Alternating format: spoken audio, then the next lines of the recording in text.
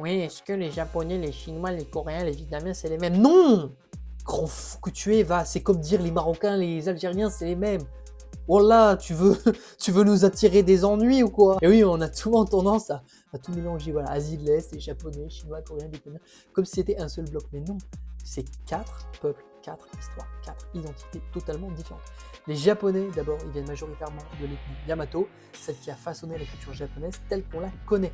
Mais il existe aussi des peuples autochtones, souvent oubliés, genre les Aïnous au nord, proches des populations sibériennes, et les Ryukyuan, par exemple, au sud, issus des anciennes îles indépendantes, genre d'Okinawa. Bon. Le Japon, c'est donc un archipel de culture. Ok.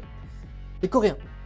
Alors eux, c'est vraiment une ethnie à part entière. Genre une langue isolée, une identité très forte et une histoire partagée entre influence chinoise et résistance culturelle. Leur écriture, le Hangul, c'est d'ailleurs un acte de souveraineté linguistique. Genre c'est un alphabet inventé autour du XVe siècle pour que les Coréens puissent écrire leur langue sans dépendre des caractères chinois. Les Vietnamiens, eux, ils sont majoritairement de l'ethnie Kinh. Ils ont eux aussi connu des siècles d'influence chinoise, mais ils ont su créer leur propre équilibre culturel, genre un mélange d'héritage sinisé et de traditions locales d'Asie du Sud-Est.